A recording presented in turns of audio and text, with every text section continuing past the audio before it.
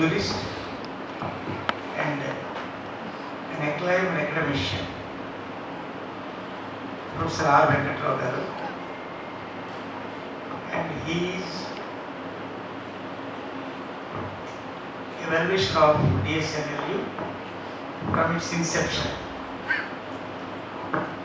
He is a regular visitor of DSNLU and he accepted to give 2 lectures which are contemporary relevant and very useful to the students as well as teachers. I request to before that, I request our student friend to introduce Prof.R.Venkata Rao to the audience. Thank you, sir. It is now our honor to welcome our guest of the day, Professor Dr. R. Venkata Rao, sir, presently serving as the Vice-Chancellor in charge of India International University of Legal Education and Research Award. With over 45 years of teaching and research experience, he is widely regarded as a stalwart in legal academia. He has received several national recognitions, including the Professor N.R. Madhav Menon Best Law Teacher Award, the Attorney General Award, and the Best Vice-Chancellor Award.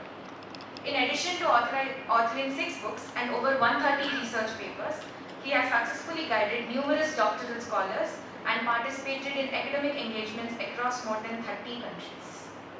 We are privileged to invite Professor Rao to address the gathering. Because all of them were my students. Okay. And here we have 4 generations. Okay. And how fast time flies. Okay. And today the first topic I would like to speak to you to make you understand about the greatness of legal profession and what is that you are required to do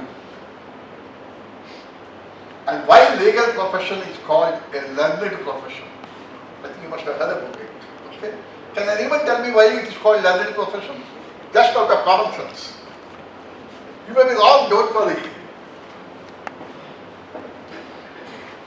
Because knowledge flourishes where mistakes are tolerated. Please remember that. Yes, why is it called a learning profession?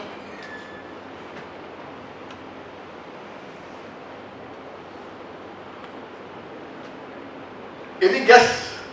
Perhaps entire life we have to, sir, here. Yes?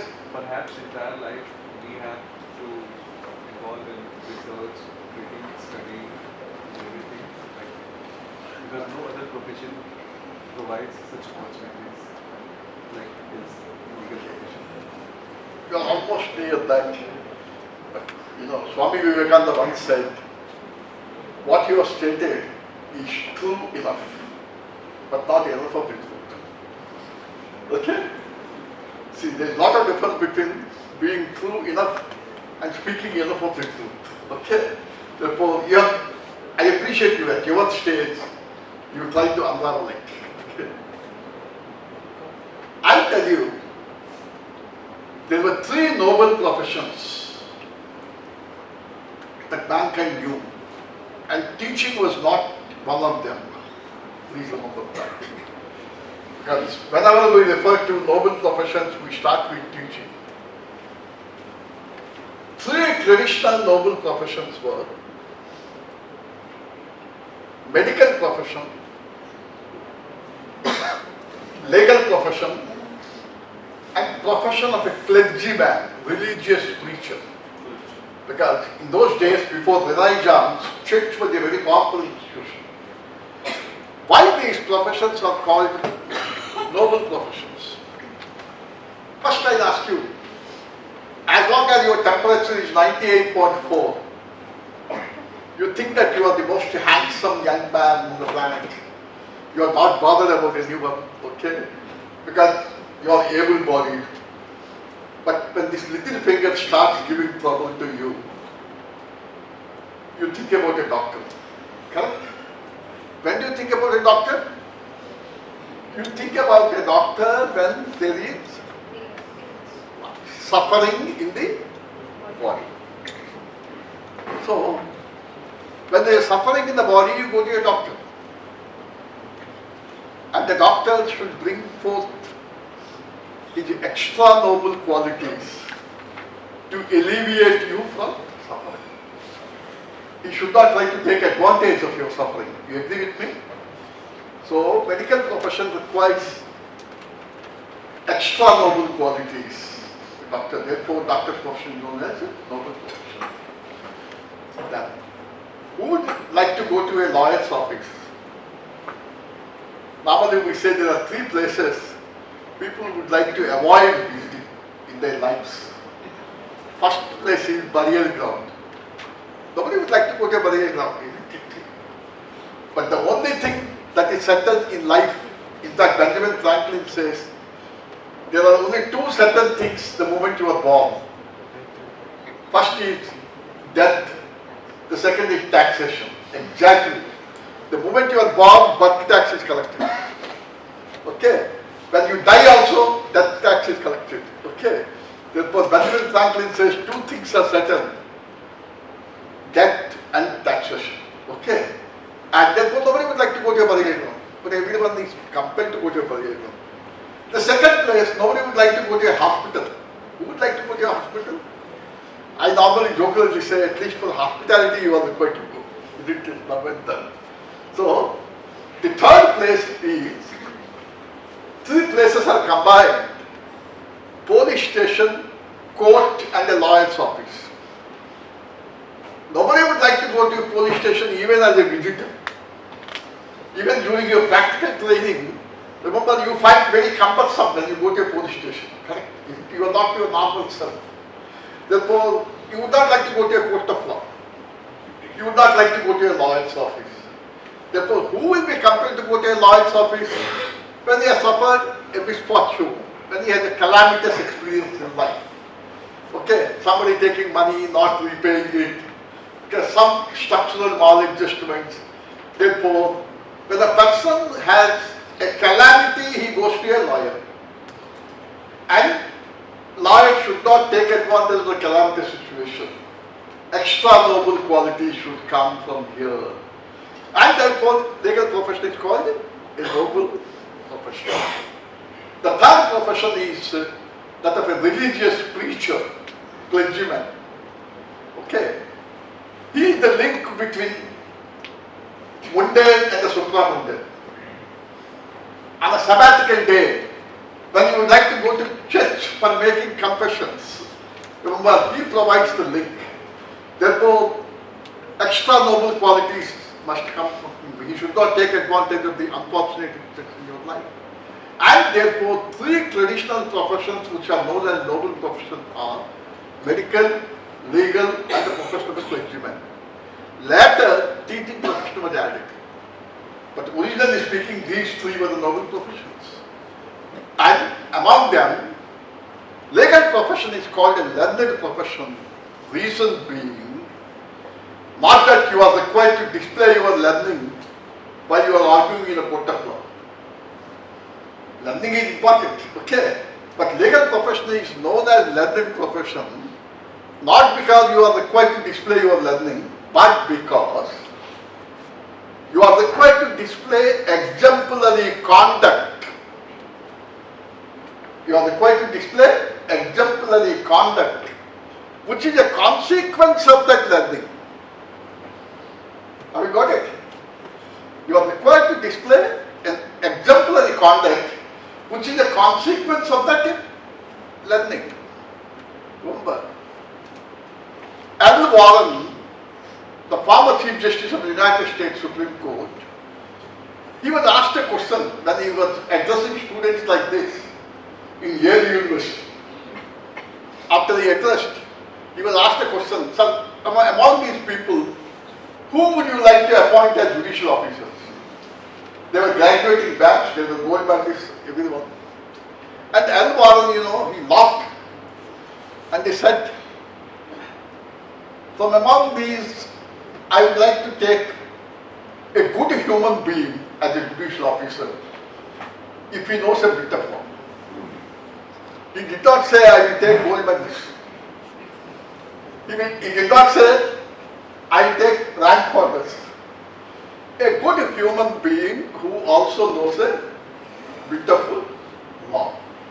So, legal profession requires you to be first a good human being. Please remember that.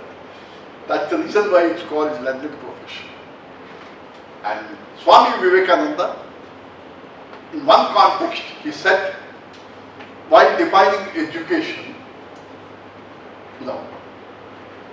education is that bridges the distance between a human being and being a human. Like an essay of that, education is that bridges the distance between a human being and being human.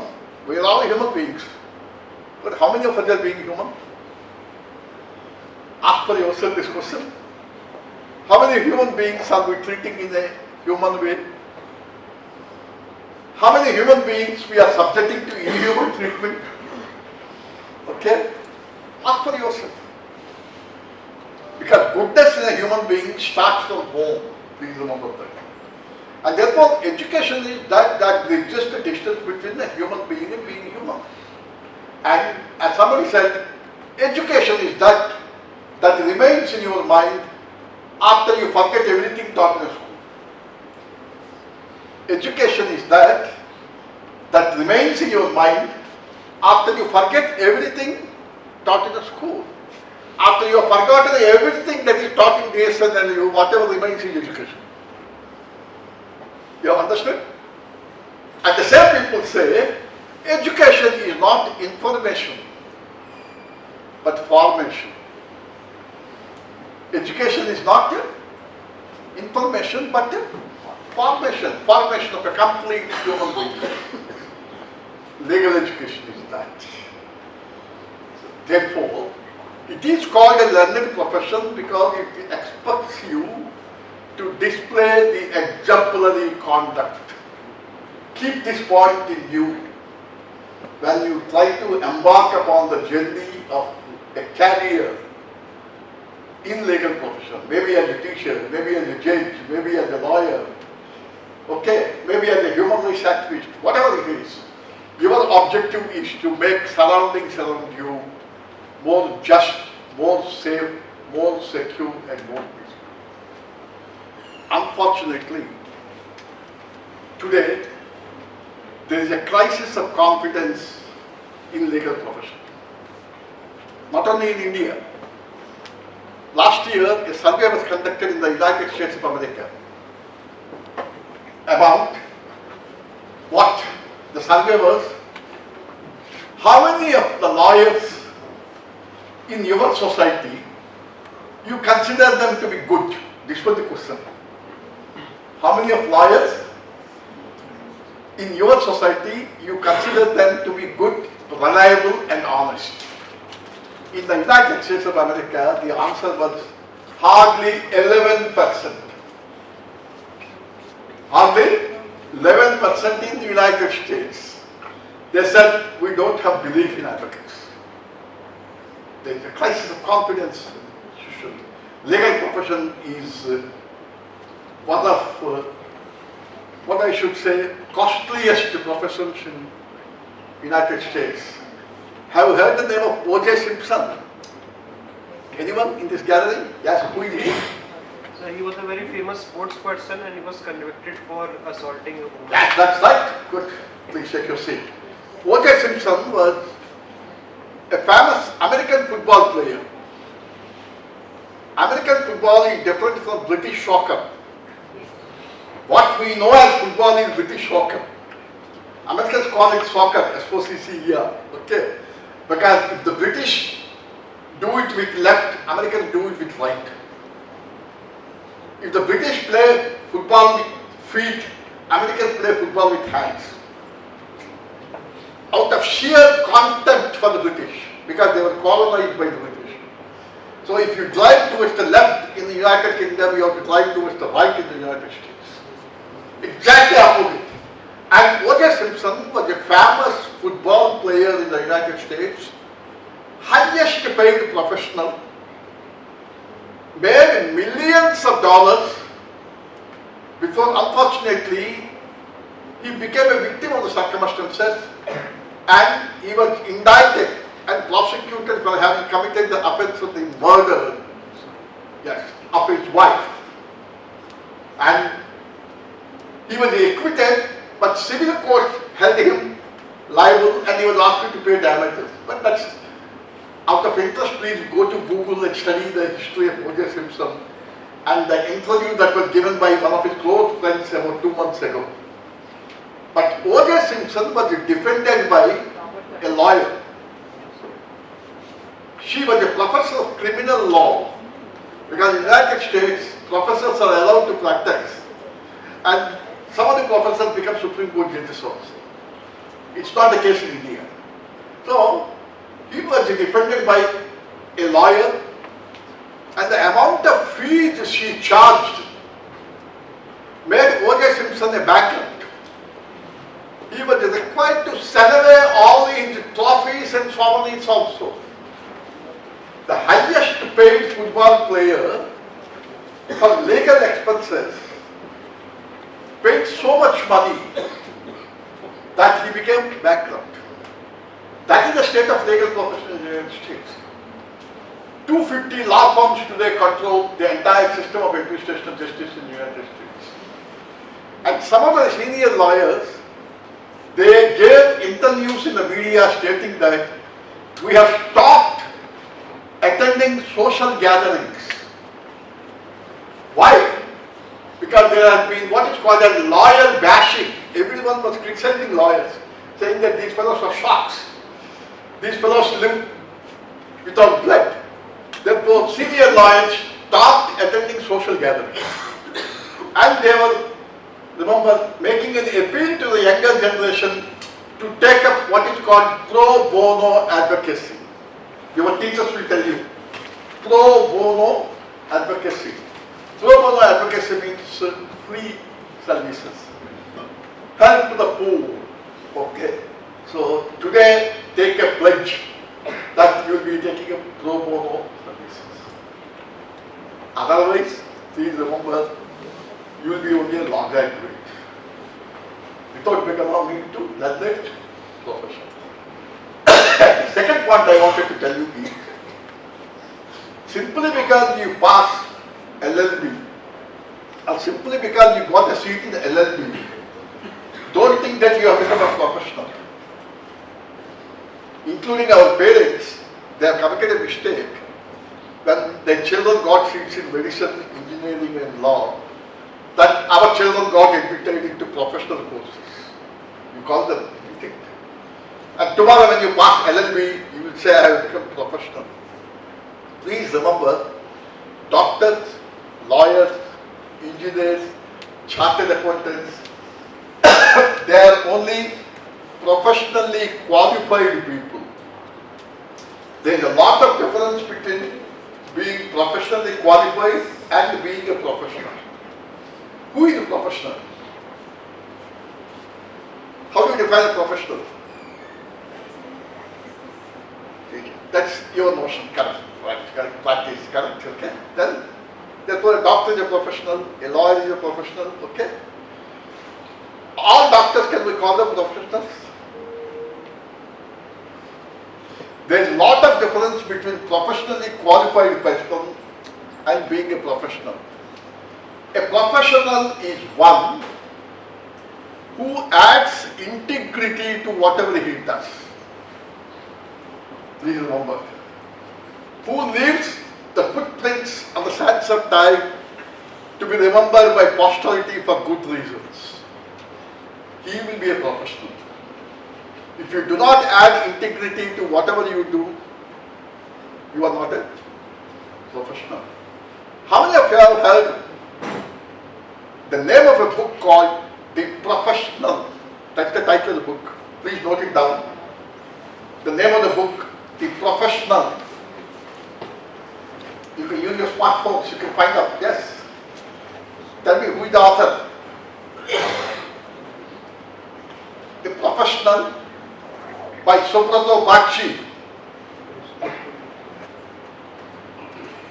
Professional by Subrato Bakshi. You got it? Who is Subrato Bakshi?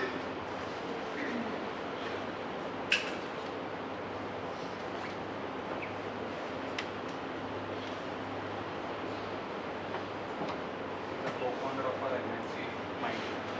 That's the founder of MNC named Mind.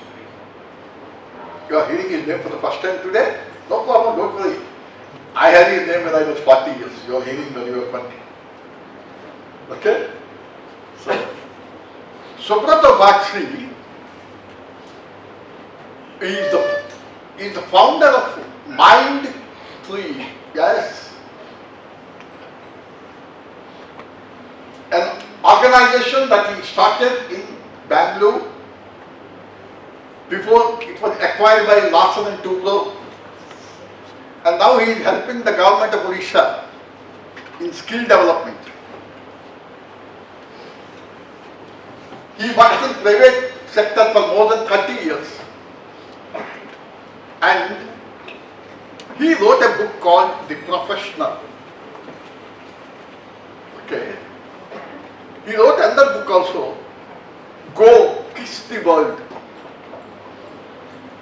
Go kiss, K-S-S, kiss the world. That was the advice given by his mother when he asked her, what should I do? She said, go and face the challenges of the world. You know, Subrato Bakshi is from Odisha. Anyone from Odisha here?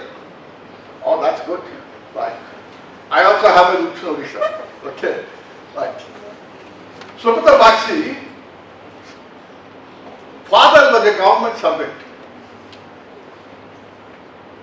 And he used to have a jeep. Who? Subrato Bakshi's father.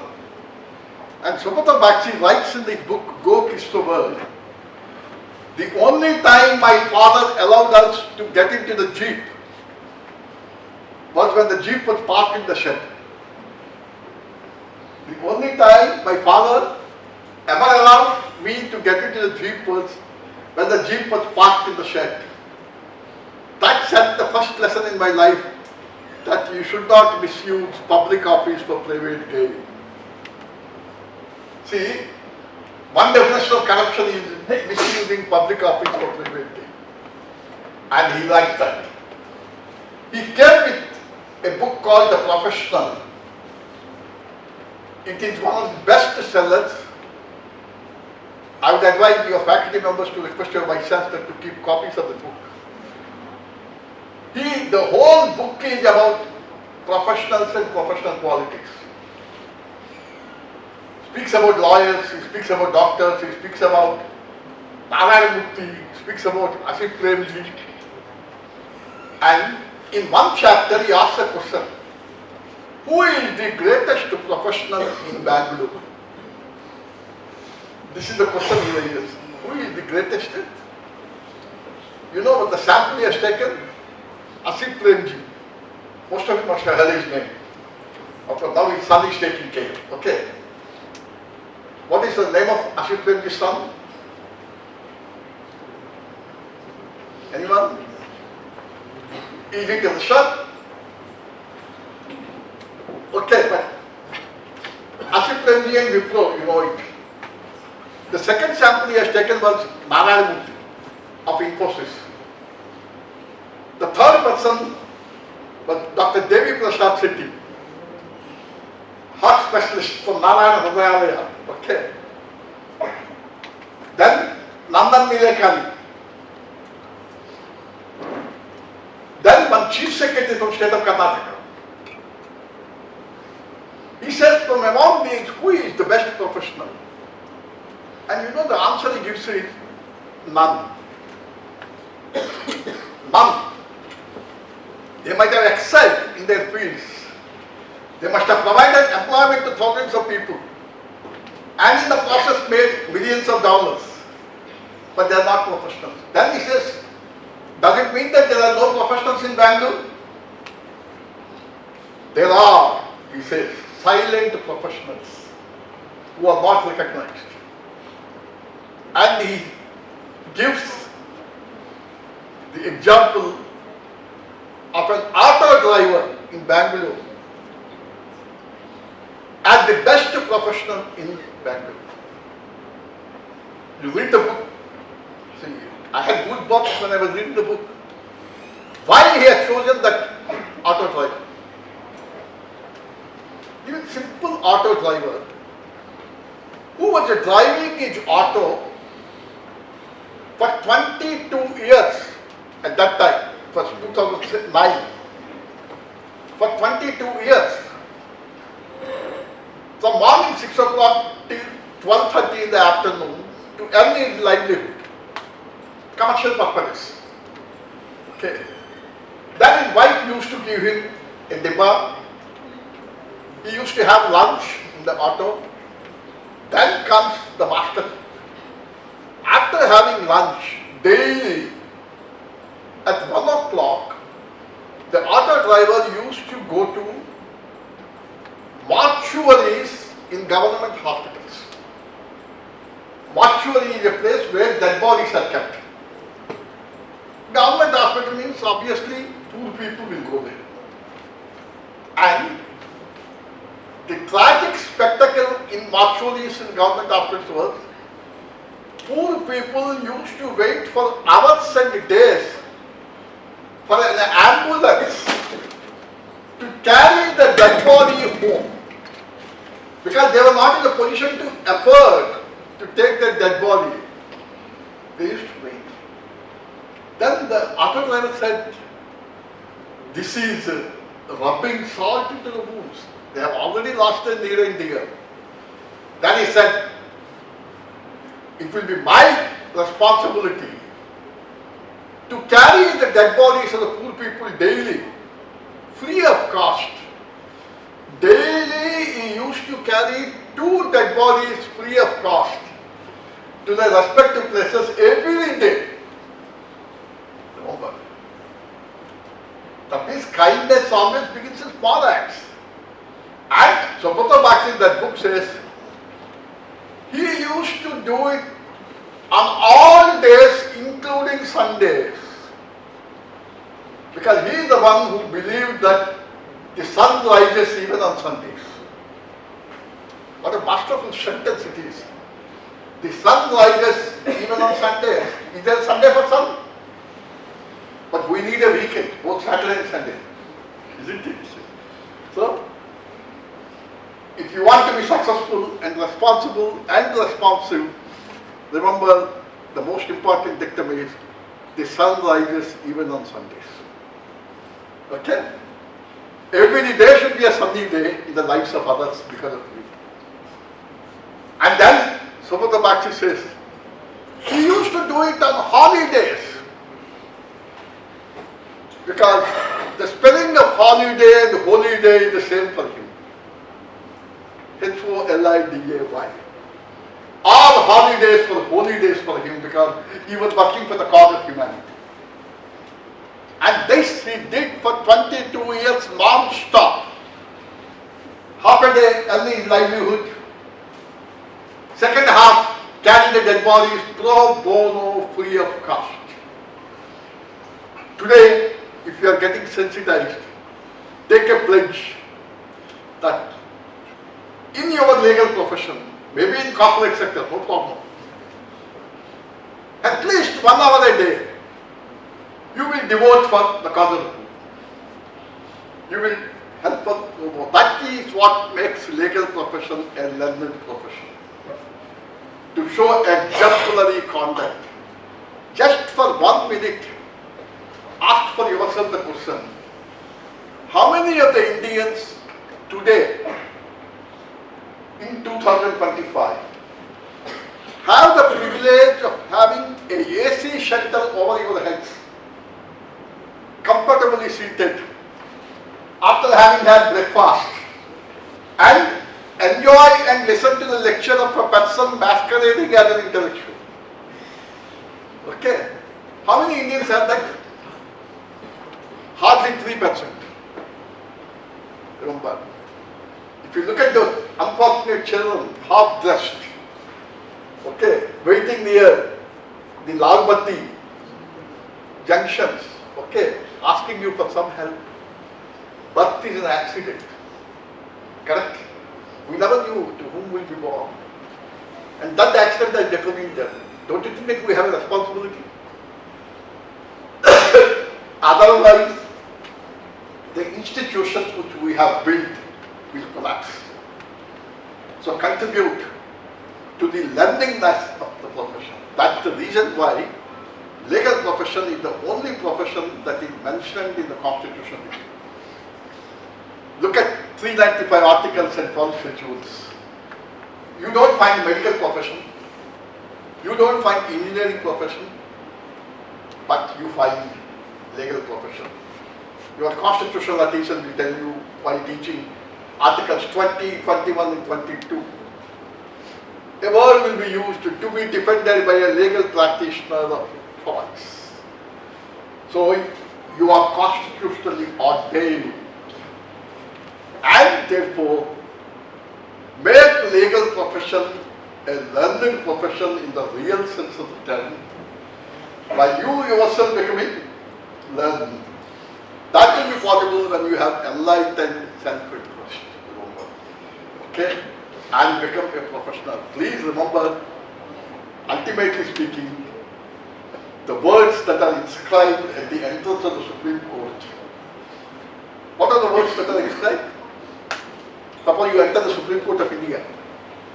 There are some words which are written at the entrance. What is that? Guess. What words do you find? Nothing is written. Something must be written. Huh? Our view of Satyameva Jayate? There is no Satyam in that. Entrance. Why was this theme chosen? These were the words that were expressed by a character in Mahabharata. Yatho dharmaha tatho jeha. Right. Like KBC, I will give you a hint and let me see how would be your guess. That was uttered by a female character. You already said Kunti. Now, uttered by a female character. Can you guess? Draupadi. Draupadi, good.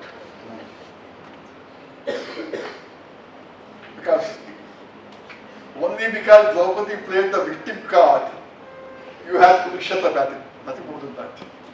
She very cleverly played the victim card when Krishna was going for negotiations. And, okay, but Draupadi is wrong. Any guess? Yeah, somewhere, of course. You have the advantage of okay.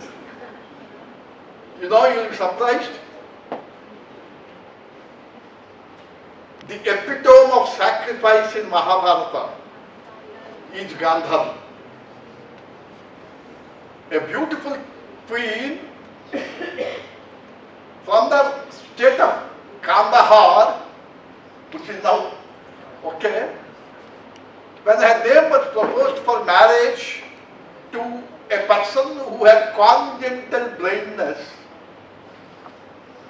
this beautiful queen said, I agree to marry him and I blindfold my eyes. Now, when God has given you sight, I don't know whether God has given you vision or not. Because all people who have sight, they don't have vision. The inward vision is something different.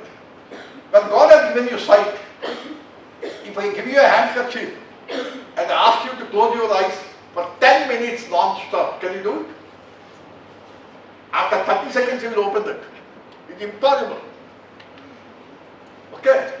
Then Gandhari said, from today onwards I will close my eyes.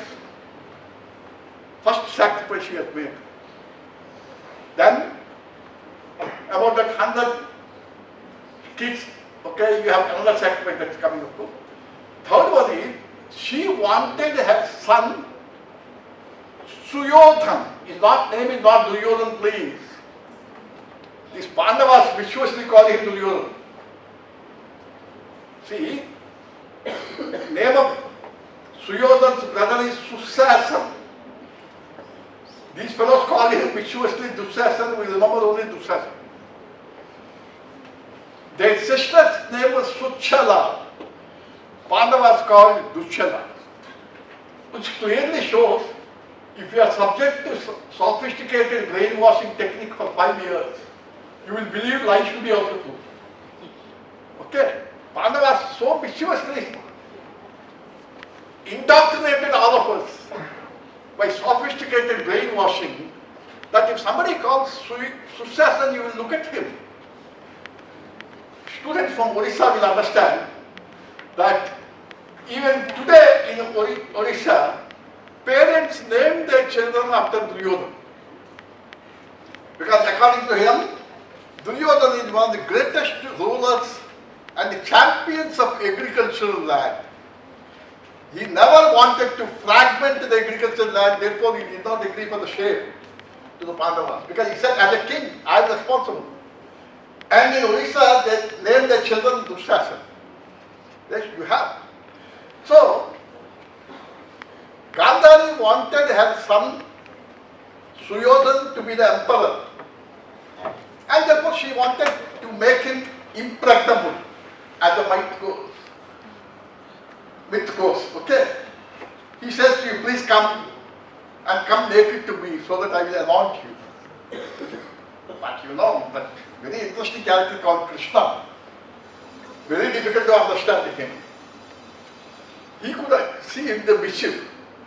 So like all of us walking naked, he said puppy shape. What is this? You are walking naked. Immediately that fellow felt shy and he covered his private parts. And when he goes like that to his mother, the mother while anointing was annoyed that there was some disruption. And that became the Achilles heel of Duryodhana. Comparative Greek mythology. There is a character called Achilles. He had the Achilles heel. The same thing Duryodhana. Okay. But be that as it may, she wanted Duryodhana to be the emperor. And when Kurukshetra battle was about to begin, he goes to his mother. Duryodhana goes to his mother. Mother, you are the incarnation of Dharma. You are a Pativrata. Whatever you say will become true. Bless me that we will be victorious in the battle. Seeing me as the emperor will become true. She smiles, hugs him, but she knows what is going to happen. She says, she doesn't say, son, you will be victorious. She says, Yadho dharma tatho deya. If dharma is on your side, you will win. If dharma is not on your side, you will not win. And that's the reason why I tell always my students, the first Chief Justice of India was Gandhari. I am worried about female Chief Justices. And words are written at the entrance of Supreme Court. Yatho dharmaha tatho geha. And as foot soldiers of the Constitution of India, you are going to be the torch-bearers of legal profession. Follow this dictum. Let this Yatho dharma tatho geha be written in gold letters. Keep it in a prominent place in your front office. And don't forget it there. Keep it in the central place in your heart house. That will make your legal profession a legal profession. So this is the responsible journey that you are going to have. I'll stop here as far as legal profession is concerned. I'll speak to you for some minutes on the constitutional law after a break of just 2 minutes to have a glass of water. Okay? No other break needs. A small place called San Marino in Italy, which is not necessary for you. The Indian Constitution was the 23rd Constitution in the world. Before Constitution of India, 23 constitutions. Until today, you have more than 160 constitutions. And in that research, he says, the constitutions, they have infantile mortality. Most of the constitutions die before they are 15 years old. And social scientists agree the lifespan of a constitution is 15 to 17 years. What is called constitutional durability, this word gained popularity in constitutional jurisprudence. But then, the Indian Constitution is 75 years young today. Don't say it's old. Because, as students of law, please understand, only human beings become old. Institutions never become old, they continue to be young. Okay, the Constitution of India is an institution which is 75 years young. When India became independent, number of countries became independent in this part of the world. Number of constitutions were drafted. And it is only the Constitution of India which grew from strength to strength in the last 75 years, whereas the other constitutions collapsed like a pack of cards. You will be surprised that France, after the French Revolution in 1789, you must be knowing the clarion call. What is that? Liberty, equality and fraternity. Right. Who said it? Rousseau, Voltaire or Montesquieu? Anyway, that's... And who said man is born free, but everywhere he is in chains? This is also a French Revolution, isn't it? Rousseau said, man is born free, but he is everywhere in chains. But today people say, if the same Rousseau comes, he will say, man is born free, but he is everywhere in digital chains.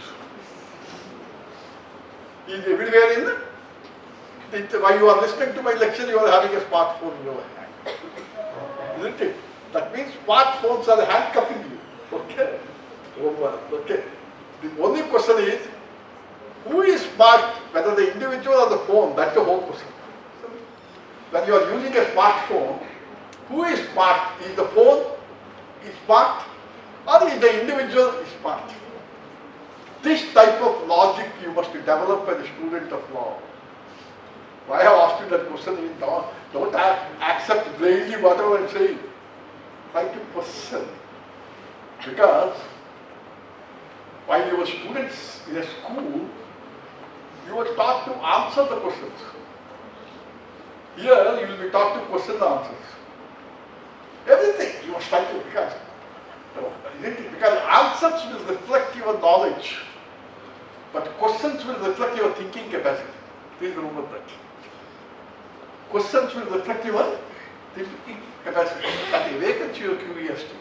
Therefore, which is one? That is the phone smart or is the individual smart?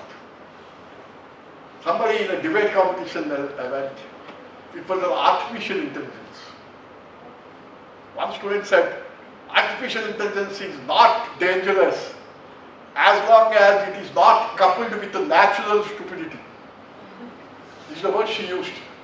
Artificial intelligence is not dangerous as long as it is not coupled with the natural stupidity. She said, you must remember, whatever be the degree of intelligence, you are calling it only artificial and not natural. It's artificial. Artificial is artificial. There is what are the difference between artificial gold and real gold, isn't it? And that sums up. Coming back to the Constitution, number of constitutions were drafted, they collapsed. Look at Pakistan, look at Sri Lanka, look at other countries. But the situation was different here. Ivor Jennings, the great constitutional law scholar, Ivor, his name is Sir Ivor Jennings, was the greatest constitutional law pundits. He predicted that the Indian Constitution suffers from prolixity and therefore it will collapse.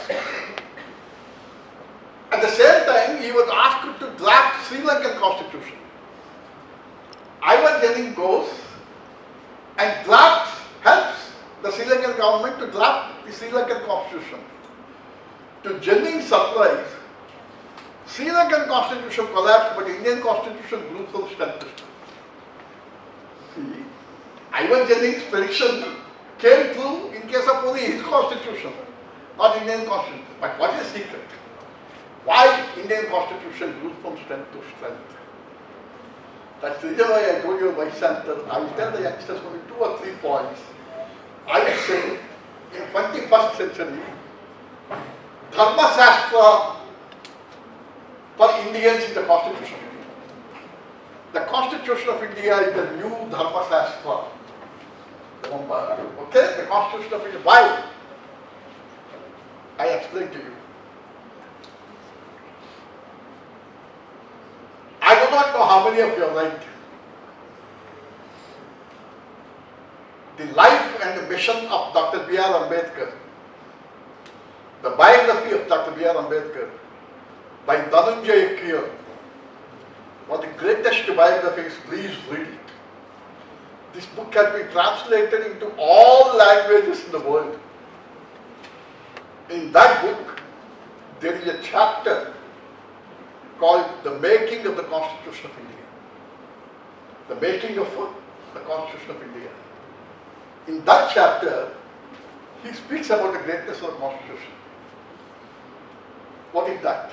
He starts, I quote the sentence, Baba Sahib B.R. Ambedkar is great because the Constitution of India is great. He is the chief architect of the Constitution. The Constitution of India is great because these 4 lines must be embedded in your bodies. What are those 4 lines? He says, the Indian society, okay, is like a multi-storied building. Okay, multi-storied building is a sign of civilization. You must be very happy. But the second sentence is disturbing. The Indian society is like a multi-storied building without either a staircase or an elevator. What will happen in a multi-storied building if there is no staircase or no elevator? If you are living in the first floor, you will continue to live in the first floor. If you are living in the ground floor, you will continue to the ground floor. If you are living in the top floor, you will continue to live.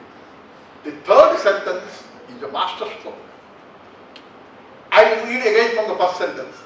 The Indian society is like a multi-storied building without a staircase or an elevator. The missing staircase is the Constitution of India. The missing staircase is the Constitution of India.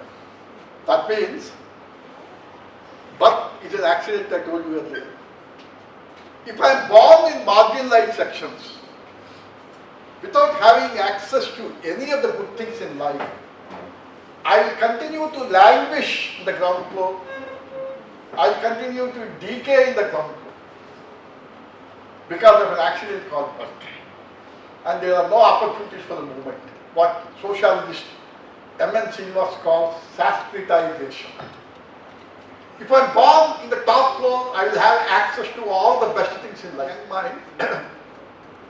Poor people are poor in India, not because they have no money, but because they have no access to institutions. Lack of access to institutions makes you impoverished. And top floor, you go to Doon School. From Doon School, you go to Stephens College. From Stephens College, you go to Parliament Field. If you are born in the ground floor, nobody bothers about you. You are the forgotten species of humanity. If you are in the intermediate floors, you are sandwiched. You are neither here nor there. The Indian Constitution provides you the missing staircase. That means the social justice dynamic of the Constitution is responsible for the longevity of the Constitution of India.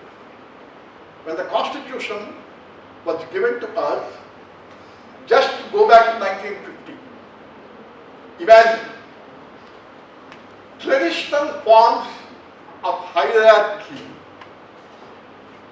have licensed exploitation from 1947 to 1950. Traditional forms of hierarchy, when they were licensing exploitation, the Constitution of India initiated a new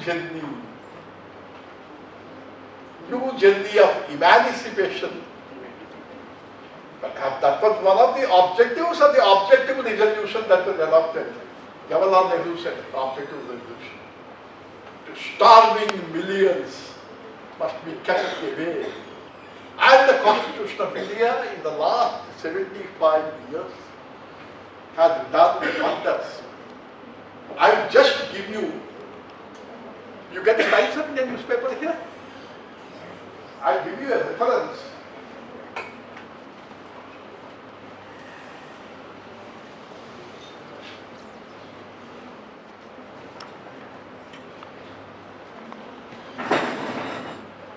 This is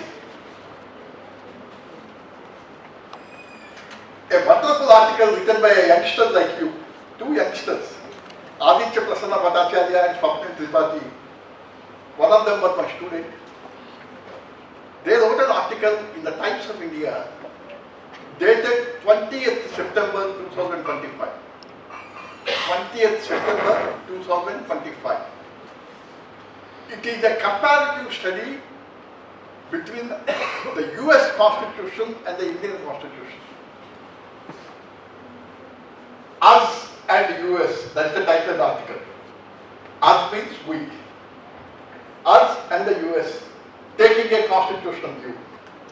20th September 2025, and please go through it. I'll give to one of your faculty members also, you can make a copy of it and give the original back to me before I leave, so that it will be useful to other students also. Okay? And he makes a comparison. And these two young kids, I'm very happy that the younger generation has so much confidence in the Constitution of India. Says the United States Constitution is rigid. You know, when was the last amendment to the United States Constitution made? Let me see how conscientious you are. When was the last amendment to US Constitution made? Consult your smartphone if it gives the answer, let me see.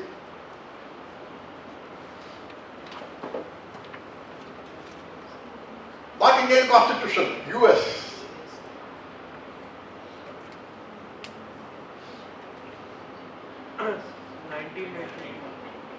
92, yes.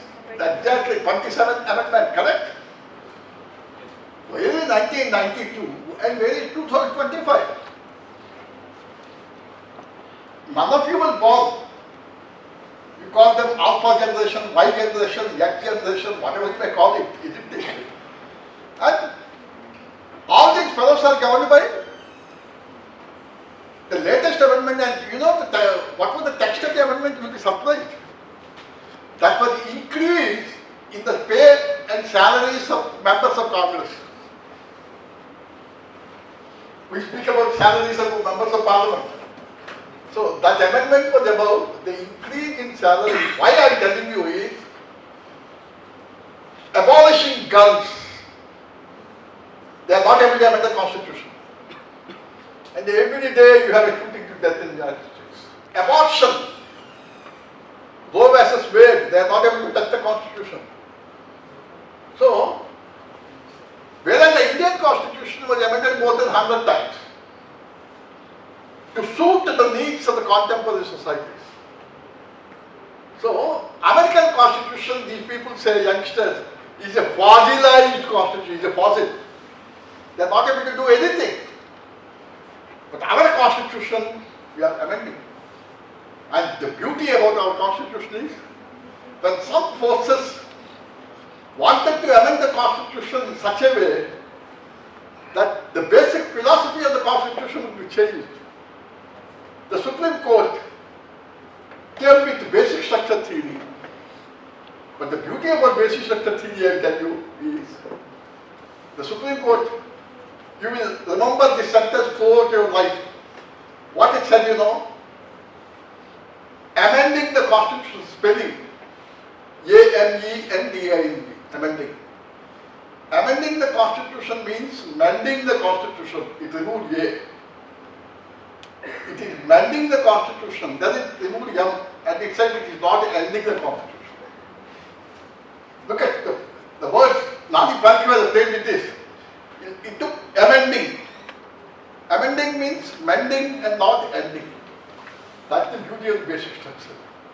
And you had more than 100 amendments. Okay? That is the inherent strength of the Constitution of India. Resilient, responding to the needs of the younger generations, and built on an edifice of social justice and human rights.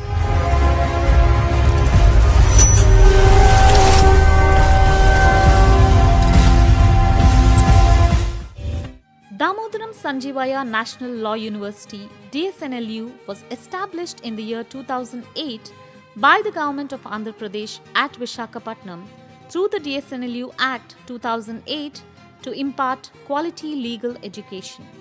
Named in honor of Damodaram Sanjeevaya, India's first Dalit Chief Minister, the university commemorates his profound contributions to the nation. Our academic programs are designed to shape future legal luminaries. We offer a 5-year integrated BA LLB program where students can complete 220 credits across 2 semesters annually. For postgraduate studies, our 1-year LLM program provides 3 specializations over 24 credits.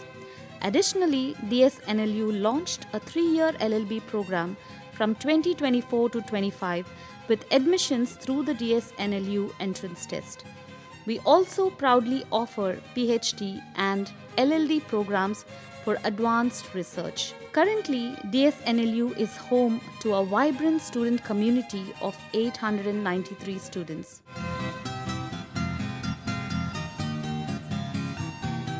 We have 19 regular faculty and 10 contract faculty, further enriched by guest lecturers from renowned judicial officers, senior advocates, and experts in various fields.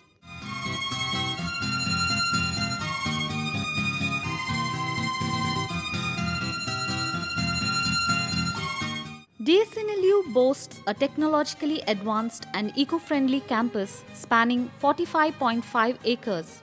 Let's explore our facilities. Academic blocks. We have 2 fully air-conditioned academic blocks.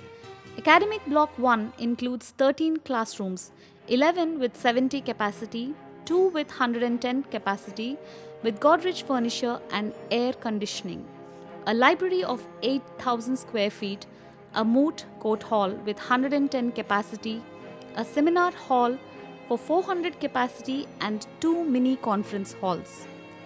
Academic Block 2 features 18 classrooms, each with a 70% capacity and full air conditioning, along with 36 professor rooms. The university is a part of the National Knowledge Network and the Government of India has provided GBPS connectivity. Library. The university library is located in the academic block, spanning 8,000 square feet and equipped with all the latest legal resources. Every year, the university spends 70 lakhs for all the legal sources. Hostels. The boys' hostel has 170 rooms, each with a 2% capacity, and includes a TV room, gym, study room, and sick room. The girls' hostel has 150 rooms, each with a 2% capacity, and features a TV room, gym, and study room. Additionally, we have 2 new girls' hostels, each with 15 flats, accommodating 6 students per flat. Canteen. DSNLU has a fully air-conditioned canteen building that can accommodate 350 students at a time. The main canteen building features fully air-conditioned dining halls with a 600% capacity.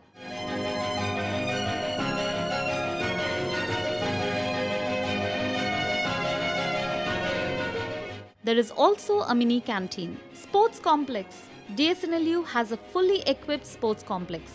Our indoor sports complex includes 3 badminton courts, billiards rooms, table tennis rooms, and a gym room. The outdoor sports complex provides 2 volleyball courts, 1 throwball court, 1 basketball court, 1 lawn tennis court, 2 cricket net practice pitches, and 1 football court.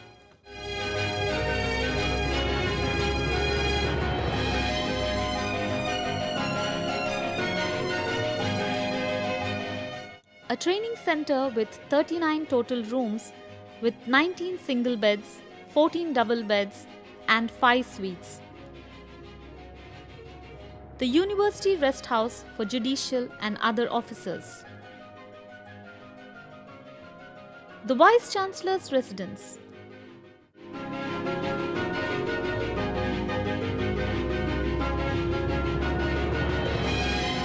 The campus is self-sufficient with an 11 kV substation and 2 320 kVA backup generators. We have a 150 KLD capacity sewage treatment plant and a rooftop solar power plant with a 331 kW capacity that is also commissioned. The university is a haven of lush flora and diverse fauna, providing a serene and inspiring backdrop for learning. Beyond its state-of-the-art facilities, DSNLU's campus offers a breathtaking natural environment. Nestled gracefully against the hills of the Eastern Ghats, the picturesque setting is further enhanced by its proximity to Visakhapatnam, often called the City of Destiny. The leadership at DSNLU is exemplary with the Honorable Sri Justice P. Sri Narasimha, Judge, Supreme Court of India, serving as the visitor of the university. The Chancellor of the University is Honorable Sri Justice Dheeraj Singh Thakur, Chief Justice, High Court of Andhra Pradesh. The Vice-Chancellor, Honorable Professor Dr. D. Surya Prakash Rao,